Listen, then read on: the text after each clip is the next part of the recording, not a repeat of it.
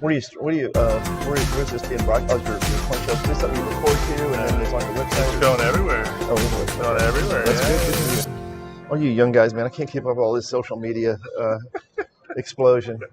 Let's get on into a little bit here, Jeff. Guys, we are live here from the Whitman Expo.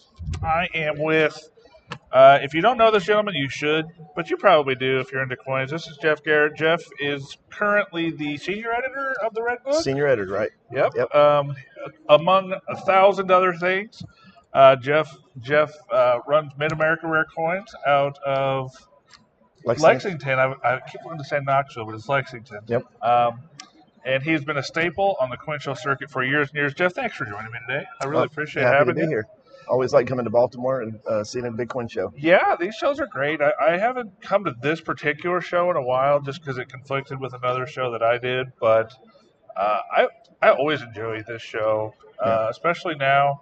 It's a little different now that Whitman has been the transition in Whitman from Whitman to Whitman CDN is a new thing, and I'm kind of excited for a lot of the things that they've been working on lately. Yeah, they'll take the show. I mean, everything that John Albanese and his team at CDN, they're going to try to bring things into the more of a modern take on things, trying to use technology to advance either the publications and also even when it comes down to a coin show. So I think you'll see a lot of positive changes here. Yeah, definitely. I mean, even what we're doing right now is new. This is not something that something different is normally encouraged at shows. Actually, a lot of times they don't want you to walk around with a camera and take pictures and stuff. That's right, yeah. But it's good, though, because, a lot of so many people don't want to spend the money to come to a show, so it's nice that you're bringing the show to them. That's what I'm trying to do. That's exactly. As soon as you and I are done, I'm actually going to go walk around and talk to all my friends and look at cool things that are in their showcases. Yeah, there's a lot of other great things.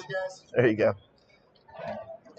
Very good. But really, why we're here today is to talk about the Redbook and it coming out here. It comes out like soon, right? It comes out. They were trying to have it here for coming out, but I guess it was literally a slow boat to get in here. So they don't. I just have one of the preview copies, and the book should be coming out any day. Okay. So they'll be shipping them any day. Any day. So any day to retailers. Bookstores, website. Bookstores, and all the bookstores around the country and everywhere. Okay, awesome. Now, is there anything different in this edition of the Redbook versus? Yeah, every year we try to put some things in it to improve it, to make it better, and make some. So I brought with me today the 2025 Redbook. Okay. I had not just saw it. Today's the first day I've actually laid eyes on it. Really? So it's like a big reveal to me as well, because it's kind of like you're you work on something for many months, but then there's this period where it goes off to the printing and all the other work, and it's start working on something else. You got to bake the cake. It takes a while to do that. So into today it comes out, and today I've got the spiral bound a copy that to look at, but also this is your traditional hardbound. This is the one that's probably been people are most familiar with. It's probably been around since 1947. Yeah, and the really neat thing here at the show is actually over at the Whitman booth they have. Is that the first Redbook? The RS Yeoman? They do. If you haven't shown your viewers to see that, it's the they call it like the paste up copy of the first Redbook. So a lot of people don't realize it, but it wasn't even until 20 years ago or more that when you printed a book, you actually had to take sheets of paper, and then you had to cut out a coin and glue the picture onto a piece of paper, and that went to the printer. It was like a whole process. Now it's all digital, of course, and it's totally different. But in 1946, I guess, is when that was made. That's the the print press edition of that. So that was what was made to make the very first Redbook. Wow. And if people here don't understand it, the Redbook really it was two things that revolutionized the hobby. The first one was the invention of coin boards, and that was kind of back in the 30s, in the 40s, probably in the 30s, I think, is when they kind of got popular. Don't know what coin boards are. Those are they're kind of what the predecessor to the blue Whitman albums. Yeah. And they're just a board like this, and you would put your coins for your set in, and that revolutionized the hobby. Because that all of a sudden, it was an everyman's hobby. You could go out and go through your pennies and put in.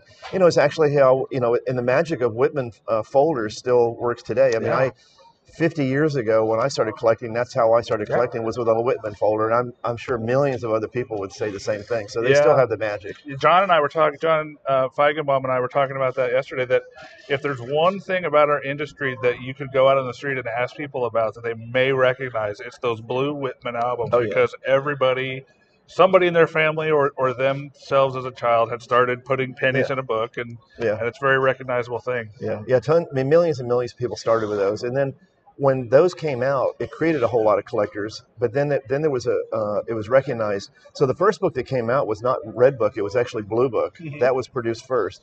Then that was kind of like a dealer wholesale price thing.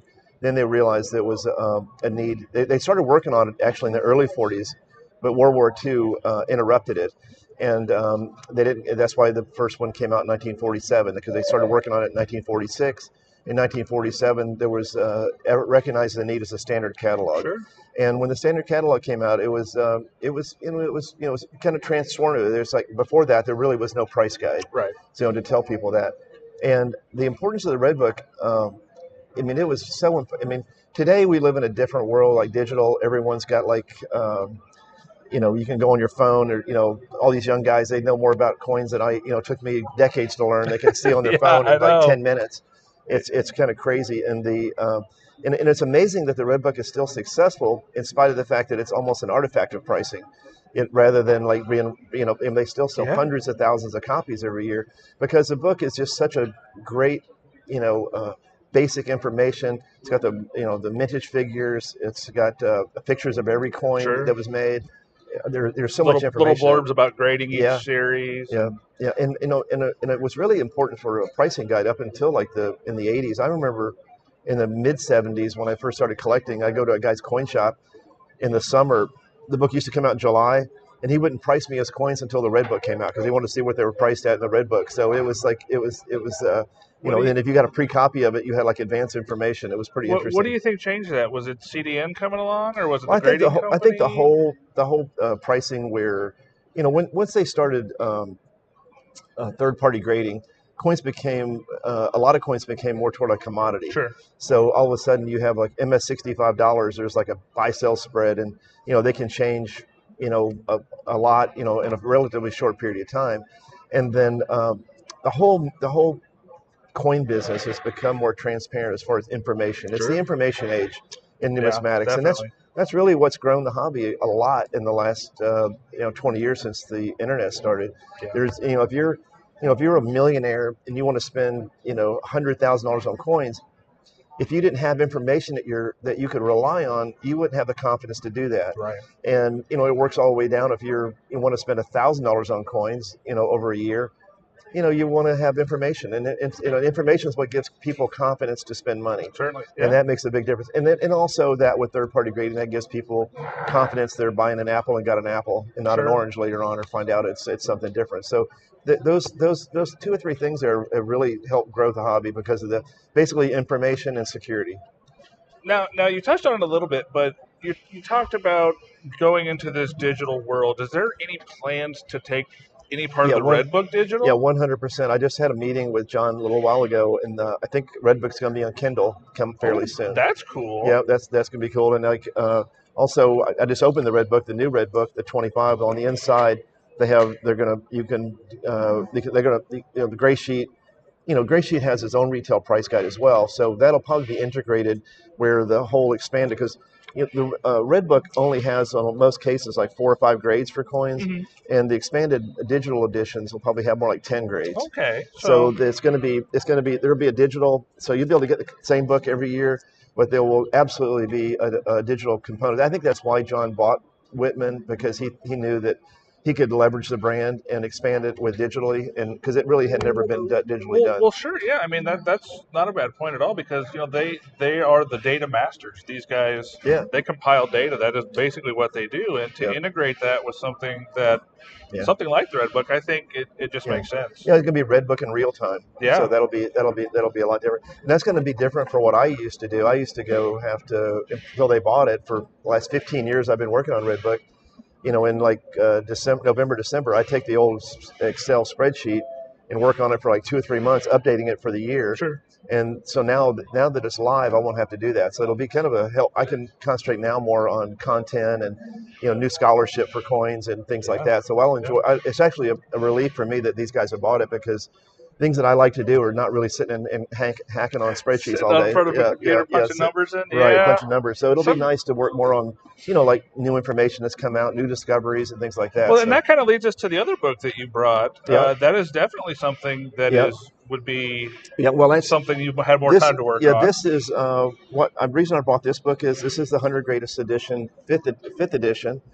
And I am right now in my basement every night working on the 6th edition. Okay. And that'll be coming out by the end of the year. And that's something this is the brand that I created probably 15 years ago, and it's very, very popular. A lot of people, the reason I created this book was, I've been in coins my whole life, and I would go to a cocktail party in Lexington, and someone would say, "What do you do?" And I say, "Well, I'm a rare coin dealer."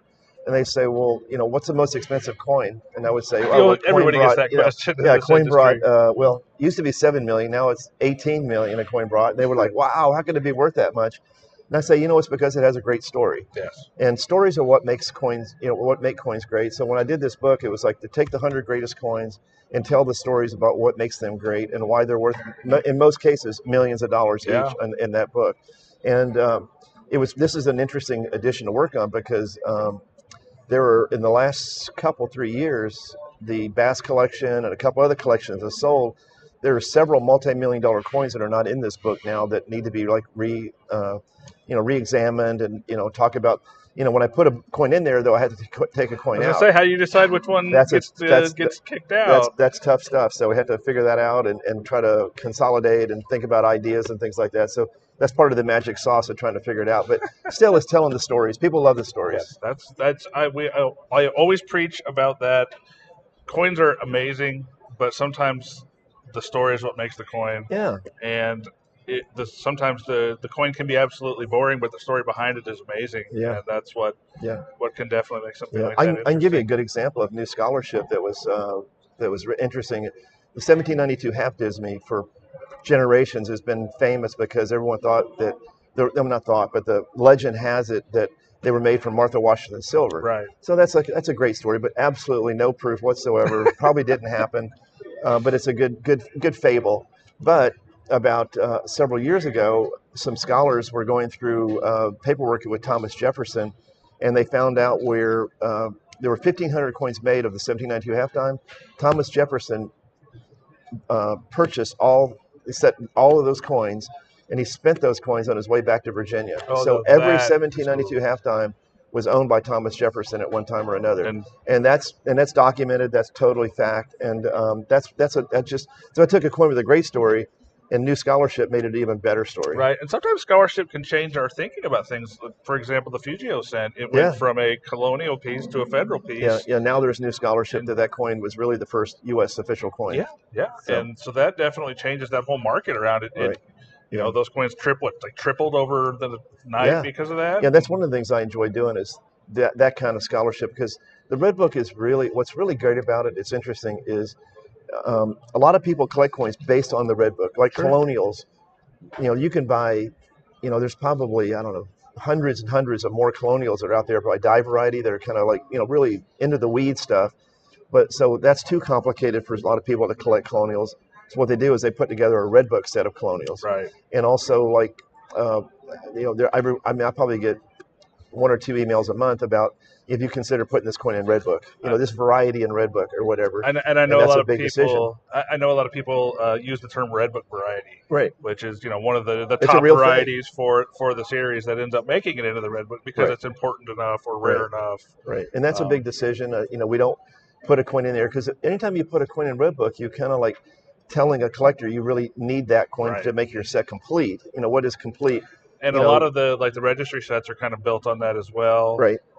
So it's weighty issues that we always when Whitman when we consider those, we're very, very careful thinking about it, like what's the impact, or take a coin out of Redbook that occasionally one will be deleted because they decided it's. Let's say a good example is there used to be a 1853/2 double eagles. They were called 1853/2 that was an overdate. And after a lot of study with the experts, we figured out that it really is a recut date, not an overdate. It's something else going on there. Sure. So that kind of changed the view on that coin. So I like being in the center of all those, and talking to all the people who are involved in it. And one of the things about the Redbook that makes it great is we have a great contributor system. We have about 100 contributors, and I'm always, if I want to know about, I don't know, if I want to know about Mercury dimes, I know the guys on my list who like really, they eat, live, and breathe, Mercury dimes. I can call them up and say, what do you think about this or that? And, I'll reach out to them. So it's good to have that. It's so great that it has been a staple in our industry for 60 years now, 70 years. Yeah. And, I think it's in great hands right now with you behind the wheel, doing all this information. So, Jeff, I really appreciate you joining me this morning. Anything going on in your business right now? Well, one thing I should do is I want to give a shout out to Ken Brissett. Yeah. I was in Colorado Springs last week, and I kind of inherited Redbook from Ken, and we had dinner last week in Colorado Springs, and he'll be 96 this year. Wow. And he's still like an email away or a phone call away. He's still super active, and really, it's really great to have, that kind of longevity. And I have a lot of goals in life, but being as active and live as long as Ken Brissett's the number one. That's right. 96. So I'd love to be 96 and still be able to care about numismatics the way he does. So. Yeah, definitely. So that's a good thing. But and other things that I'm involved in, we did a lot of things numismatically. I've got to every major coin show. My next big show now will probably be Central States. Okay. So that'll be coming up. I look forward to that. And market's still good. So every day I still can't wait to go to work every day because you never know what the next phone call is. That's exactly right. I say that all the time to my guys. Yeah. That's why in my office we're all sick with it as well. It's just you never know what the next walk-in is going to be. Yeah, you get some kind of surprise and it's an excitement. So the hobby still keeps me excited, and I look forward to doing that. And also, just remember when this book comes out, it's if you know anybody's interested in coins, it's probably the best gift to give somebody as an introduction. And it's been doing that for 50 years or 60, 70 years, whatever it is. And it's still, it'll spark their interest, and it's a good way to start for people. Yeah, I know. I have a 14-year-old son, and he has the bug bad. Oh, good. And that's great. Lately he has been, I catch him at night after he's supposed to go to bed. He's in his room reading his Redbook, studying, grading. And that's good. So he's got the bug. That's good. Well, I think you'll see a lot of changes. This Redbook, just to let everybody know, this Redbook is, there are some minor changes on it. There's a few things. One thing we did do is, if people don't know about it, but we added QR codes in here that if you want to find out more about a subject, you can get into it. And a lot of people don't even know that's in there, but I'll show you, see this little, there it is on Morgan dollars. So we have a grading guide for Morgans there, that if you hit that. Let me scan it right here while we're looking. I hope it works. Maybe it's this is a pre-release thing, so it may not be all the way fleshed out yet. Oh, it is. Yeah. And as you guys can see here, they have a photo grade almost. And the reason we did that, I pushed for that because a lot of times really cool. a new collector will get a coin and he'll say, oh, a $94 I've got one of these. And he looks at the column and he looks all the way to the right and it's worth $100,000. But he doesn't realize his coin. That's the first thing they do, right? Right. They don't realize your coin is more on the other side of the column. It's more worth $30. So that's really cool. That is really cool and intuitive, and I think definitely a welcome addition because a lot of people we deal with exactly what you were talking about. They don't bother to read the fine print. Right. Yeah. But having something like this that's digital and visual, it gives them more tools to figure out what they have for real beginners. Yeah. So because as we know, conditions everything, and you have to enforce that. So, but other than that, I'm excited. It's out. I'm actually going to go back to my table and see how it turned out. So this is the first time I've seen it today. Wow, so that's awesome. Share it with you. So. Well, Jeff, I appreciate you being with me. A lot of fun. I think we'll have to get together again at Central States and do maybe next time we can look at some coins together. Yeah, I'll bring up some coins. I deal with everything from U.S. to ancient to everything, so I can always give you some coins with some good stories. Yeah, love stories. That'd be great. Well, thank you, Jeff Garrett. It was fun to do. Thank you.